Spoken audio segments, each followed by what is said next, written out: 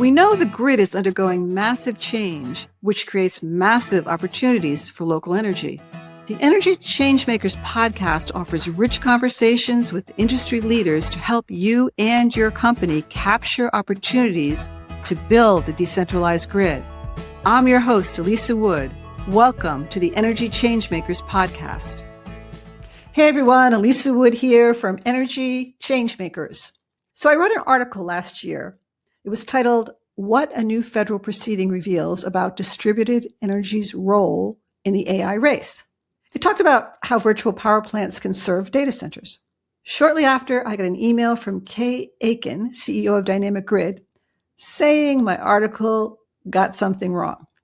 I always pay attention when I hear from Kay because I've found over the years that her thinking is often several steps ahead of many of us. So I invited her to talk today about what I missed. Here's what I learned from Kay. When it comes to energy, all data centers really aren't created equal. How energy companies serve them depends on what the data center is built to do. And some data centers really aren't suited to virtual power plants. In fact, the electric grid is going to be hard-pressed to serve these hyperscalers. Kay explains why and what may work instead. This is an important podcast for developers of large data centers, those who supply their energy, and grid operators who are preparing for these gigawatt-scale facilities. Kay brings to the table ideas I've not heard before. After you listen, I'd love to hear your thoughts. You can reach me at elisawood@energychangemakers.com. Enjoy the show.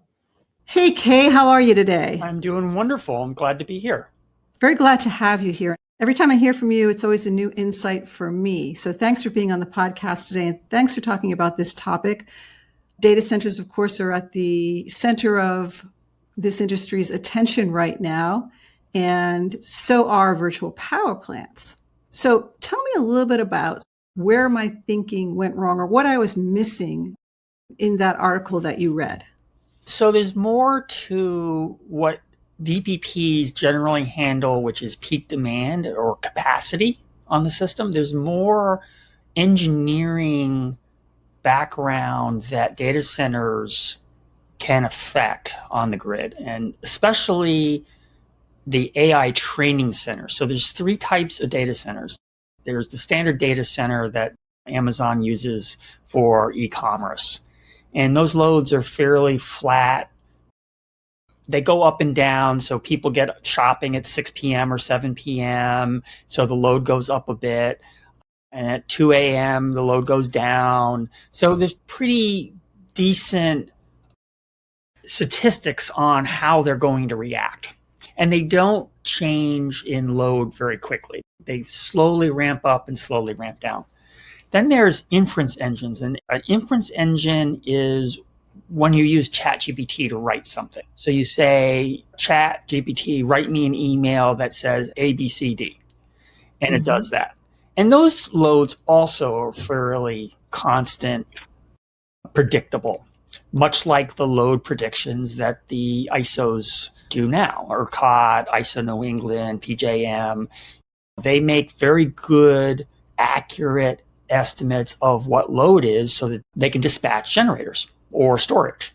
And that is known science.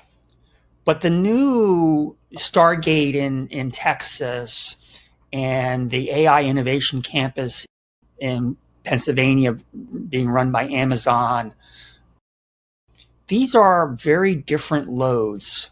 These are called AI training center loads.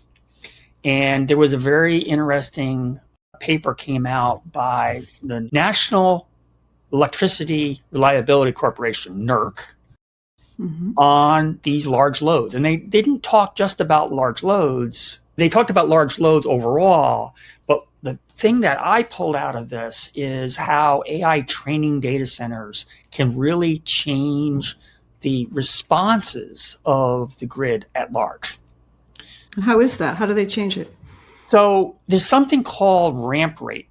And the way AI training centers work, they basically take a whole training center. So Stargate is, I just added up some numbers in the last few days, It's 4.5 gigawatts. That is their interconnection request. 4.5 gigawatts. So that's 4.5 nuclear power plants. Huge. Huge.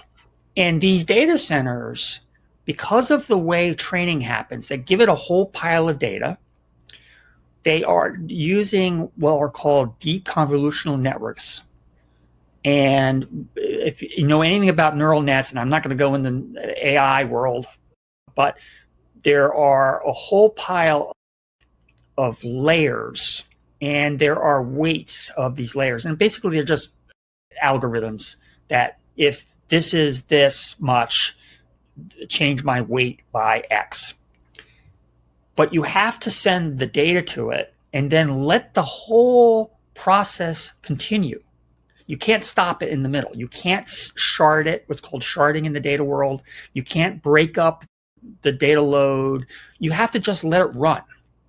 And then once it calculates all the weights on that run, it then goes to what's called checksum. And it basically writes those weights to a hard drive and saves them for the next run. Mm-hmm. So the power goes from a 10% to compute cycle, which might be 90% of the overall 4.5 gigawatt load, runs for 300, 400, 500 seconds, 3 or 4 minutes, 10 minutes, and then goes back and drops to zero. Wow. So huge spikes. In seconds. This is the equivalent of having, in the case of Stargate, a 4.5 gigawatt energy park, 5 nuclear power plants, all going off in a second.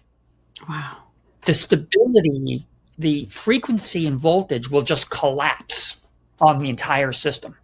In Texas, the Texas plants right now, between OpenAI and a couple others, I just figured out is about 10% of ERCOT's load, peak demand load. That's what they're going to be building over the next 3 or 4 years. Wow. Imagine 10% of the load just disappearing one day in a second. That's incredible. So basically, there's 3 kinds of data centers out there. And 2 of them, which is like the e-commerce data center or the chat GPT type data center that so many of us use to write our emails, they're predictable load. They're what we're used to on the grid. We can manage those. And now we have these training centers, this 3rd category of data center, like Stargate, which require massive amounts of power, at least Stargate does, right? Mm-hmm. And also have a load that can fluctuate dramatically. So first, tell me why a virtual power plant can't serve this Stargate type load. And then what could? So a VPP is basically peak demand management. All right. VPPs, all they do is take the top off the load curve, turn things down. Ultimately, I think we're going to need to get to a more grid interactive system where we actually are shifting load through time. Energy Hub just put out a VPP white paper, I guess, which was very instructive on that. I recommend it. And not that I love to tout Energy Hub, but Energy Hub, they're a good team. VPPs can handle predictable loads. They can move stuff around in the time domain fairly well, but they don't react very fast. You can't go and send a signal. There's latency in the system. You can't go send a signal to 100 megawatts of heat pumps and tell them all to turn off in the speed that these AI training centers respond. So there's a mismatch between what VPPs, how fast VPPs can respond and how fast the training centers actually affect the grid.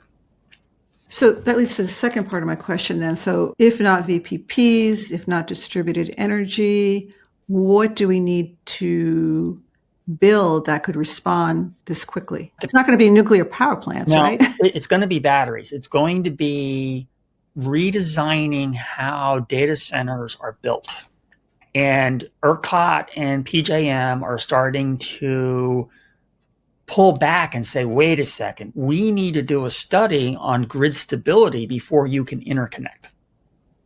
Mm-hmm. And what I suspect is going to happen, and this is all new stuff in the last 5-6 months, that people like myself are starting to go, whoa, red flag, slow down, warning. And we are going to have to create whole new interconnection guidelines for these type of loads.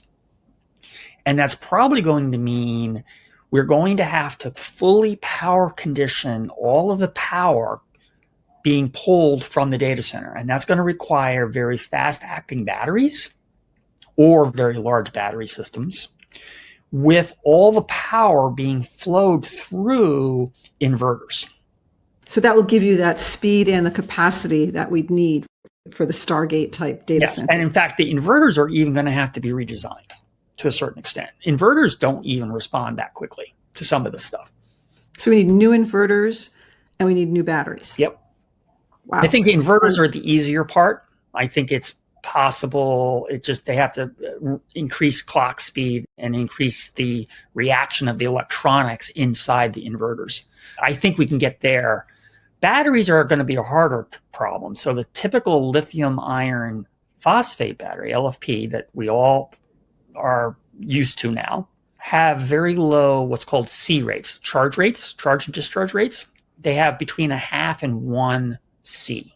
So if you have a megawatt, you can export 1 megawatt in an hour for one whole hour, 1 megawatt power for 1 hour. These data centers are going to see 10 C or 20 C. All right. So the battery is going to have to respond. If you had a megawatt battery, you'd have to respond 10 or 20 megawatts of power. You can't pull that much power out of an LFP battery that quickly. You will. So 10 or 20 megawatts per hour. Per instantaneous power. Instantaneous power. And it might only be for 10 or 15 seconds. Wow. But it is beyond the capability of the battery technology.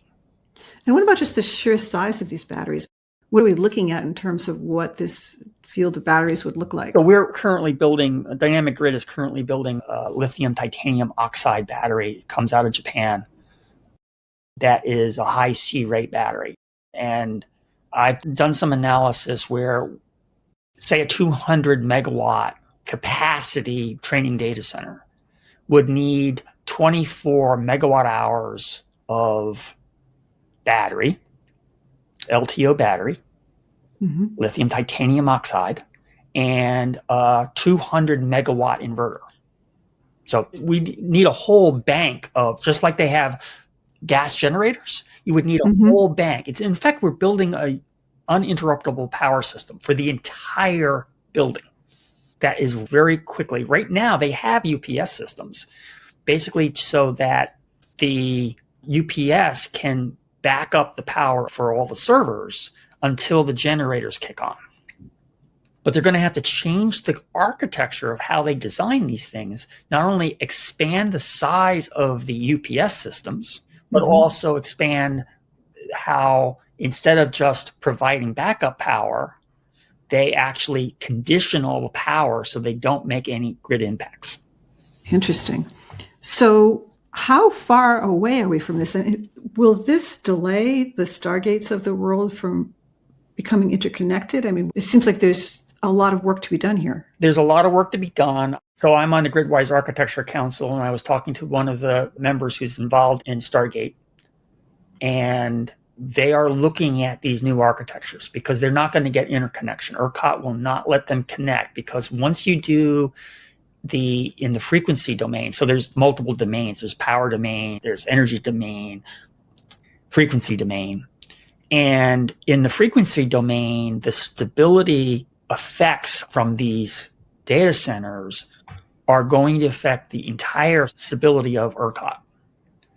And when they do that study, I suspect they'll find, we can't do this. We can't just interconnect.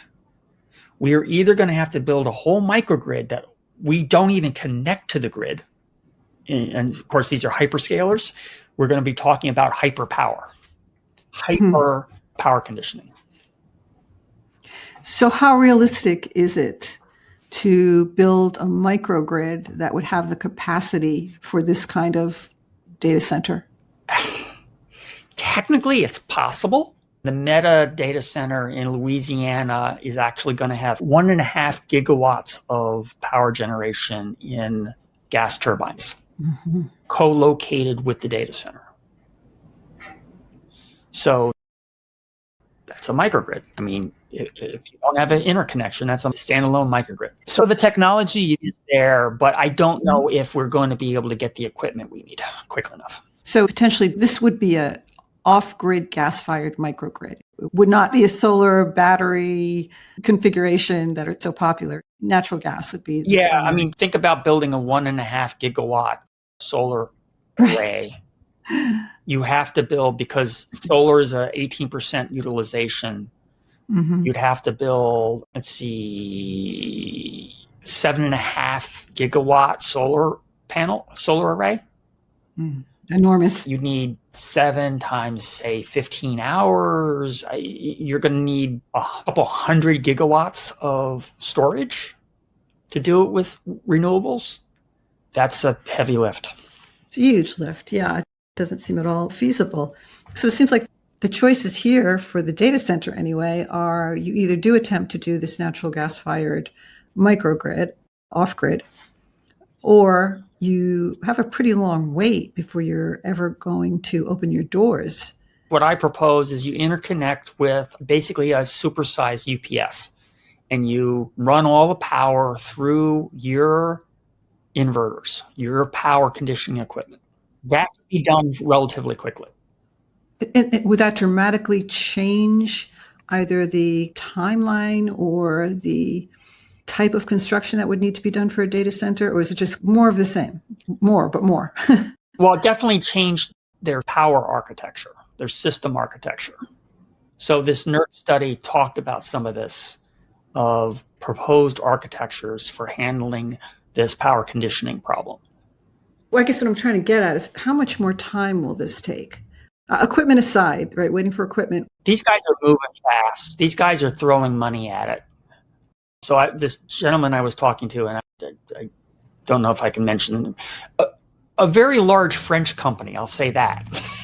Okay? That probably narrows it down. Imagine who you're talking about. All right. And Stargate already ordered generators. They've ordered all their switchgear. They don't even have permits for some of this stuff, but they're already pre-ordered equipment. They're not going to let anything delay them. They're basically throwing billions and billions. I mean, I think Stargate is $500 billion. Wow. SoftBank and OpenAI, they're just throwing money at it. If they think they need 10 transformers, they buy 20.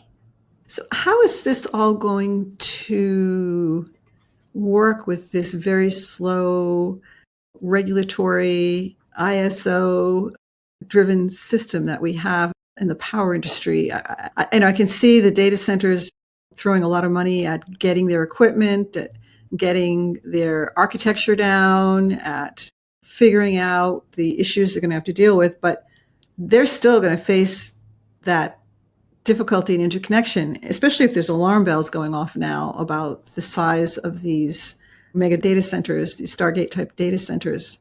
What do you think? Are we going to see a big slowdown at some point, or are they going to overcome it? What do you think is going to happen? So I went to NARUC in February last year, which is the National Association of Regulatory Utility Commissioners. Okay. And all the data center companies were there. And they basically said, it's your responsibility to give us power. We need it. And there's law that says that we can't discriminate against types of loads. I'm not a lawyer, so I don't know the exact law. One of my board members is a lawyer and used to work for FERC, can tell me exactly what precedent it was, but they're going to use that and say, you have to hook us up. So we could end up seeing a lot of lawsuits and whatnot if they don't, right? I think so. And I think the regulators, I mean, this is about economic development now. Mm-hmm. So is Texas going to say no to Stargate? They're probably going to push them hard and say, you need to do power conditioning. You got to do all of this stuff so you don't affect the grid. But in the end story, it's going to be, yes, bring us the $200 billion investment into this area. It's so amazing. I mean, so this happens, right? This happens that they do push the regulators to move faster, and the regulators do make these demands about power conditioning and the changes in the architecture. I guess what really fascinates me about all of this is we are really entering a new period for the power industry. This is going to make things look very different. It's going to affect everybody. It's not going to just affect the technology, although it certainly will affect the technology and the architecture, but it's also going to affect the way the relationship between regulators and large customers and utilities and the vendors. I mean, it's the Wild West. It's changing so rapidly. We're talking 8-9% load growth overall. So that's overall capacity. And all of these new power quality issues and all this kind of stuff, it is the fastest transition. We thought that going to renewables was going to be a fast transition. This is an even faster transition. Yeah, it really is, and has a whole different set of demands. There wasn't really an economic push, right, behind renewables. Of course, you can make the argument that they lower costs on the grid, but really it was more an environmental push from the onset. Mm-hmm. But this is economic. I think with environmental issues, you got to sort of pull, but with the economic issues, there's the push. Oh, yeah. Dollars speak. Mm-hmm. I mean, it works in politics. What, maybe 6 months ago, Trump, they had Sam Altman, Zuckerberg, I think. There were like 4 or 5 of these data center guys with Trump talking about, we need our power. Yep. We're going to invest all this money. We need our power. Now, with that being said, I wrote a letter to the editor in Maine a while back. We can't generate our way out of this problem. Yes, we are going to need more power. We're going to see load growth 5, 7, 8, 10%. We've done that before. We've done that in the 50s. We can grow the generation fleet. And honestly, it's going to be renewables. The majority of the generation fleet is going to be renewables. But there are other problems. You know me, I focus a lot on the distribution network.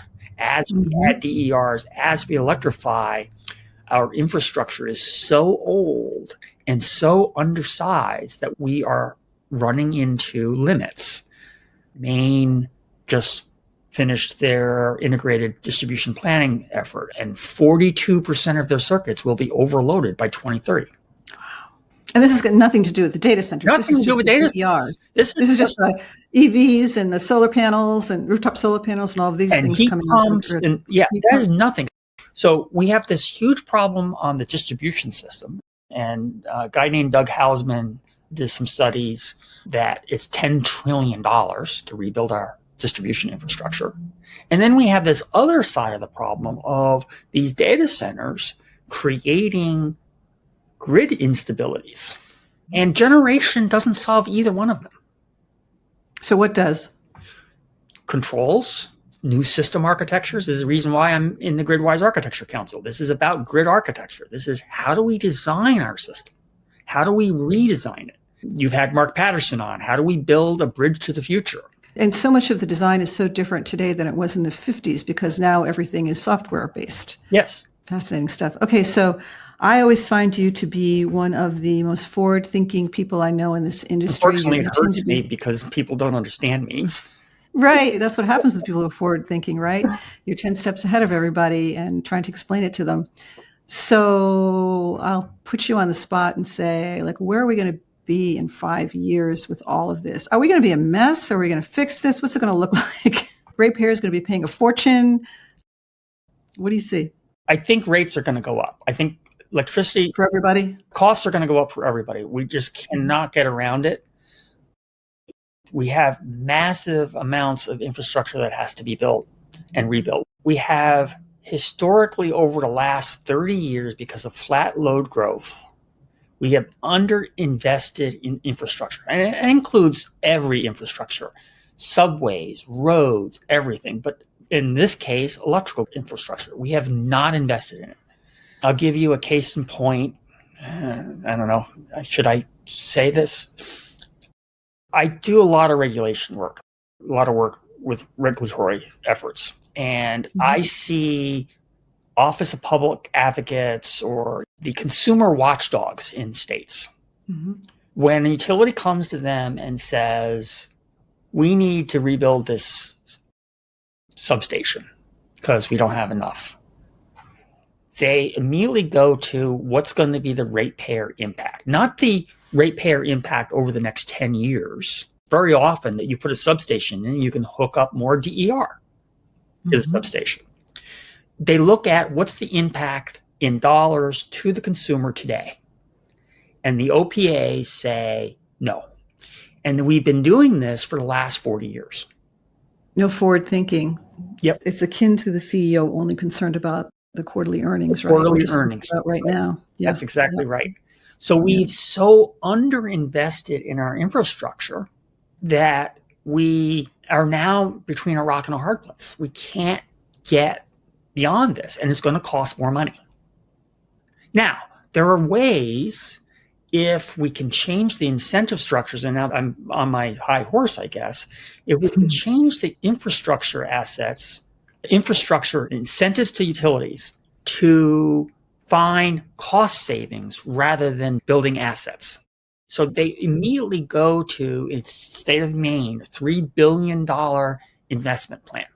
The reason why I intervened in that case was I suspect, and they weren't able to answer the questions when I asked them, is it an hour problem you have on this circuit, or is it a 300-hour problem? Very different solution sets when you have a 1 hour problem. If you have a 1 hour problem, you curtail the DER for an hour. Flexible interconnect. No developer is going to worry about that. An hour? No problem. If I can connect, I'm going to make money. I'll give up an hour of my power production. If it's a 300-hour problem, you probably have to rebuild the substation. But they had no answer for me on this stuff. And most utilities don't, because they really don't want the answer. And I love utilities. I think we need utilities. When you say they don't want the answer, what do you mean by that? Because they are incentivized by building stuff. They want to keep doing things the old way. And you can't blame them. Like you said, that's how they're set up. That's how the regulatory structure sets them up. Yeah. So we gave them the incentives. Give them different incentives. You know, your child, do you punish them or do you give them incentives? Right. Punishing them, in my history, very seldom works. But you give them incentives, they will go where you want them to go. So it's almost like really our problem is political more than anything else. It's how do you get the political will to get lawmakers, regulators to start changing things? Yeah. And Lorenzo Christoph is a good friend of mine. And he talks about changing the rules of the game, flipping it upside down and make it consumer centric. Yep. And the work that Mark Patterson's done in Australia on how to redesign the architecture, how to make that architecture work better. These are all vital things that as an industry, we don't have bandwidth for generally because there's no incentive to do it right now. So I just want to let everybody know that we did a podcast with Kay, Mark, and Lorenzo about a year and a half ago. And it's definitely worth giving a listen to because we touch on some of the things that Kay's talking about now. And it happens to be still the most downloaded podcast we have. You can find it on any of the platforms where you listen to us, and it's called Are We Expecting Too Much from Virtual Power Plants? I think it's apropos because Jigger Shaw, which was interesting, I actually flew to RE Plus in the row behind Jigger. So there were some interesting discussions. Oh, you were on the plane? I was on the airplane coming from DC behind Jigger. And I think he's a phenomenal spokesperson for the industry. But sometimes just being a spokesman, you have to also be someone like myself. I'm a systems engineer. electrical engineer, and there are dynamics that you have to take into account.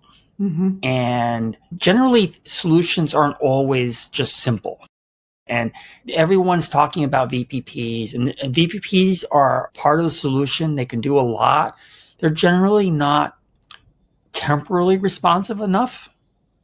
All right. So responsive Mm-hmm. time, and they're not locationally responsive enough for the future problems. What do you mean by locationally responsive? So they can't target a particular circuit. So Okay. Energy Hub's starting to do some of this stuff. There's a couple of others. Flex Energy is doing some of this stuff, but they generally don't have the visibility into the system to actually address problems on the distribution circuit or address problems in a large load like a data center. Mm-hmm. So there's a lot of value in VPPs, but they are not the only solution. So we need a whole suite of things like DERMS, locational edge DERM systems.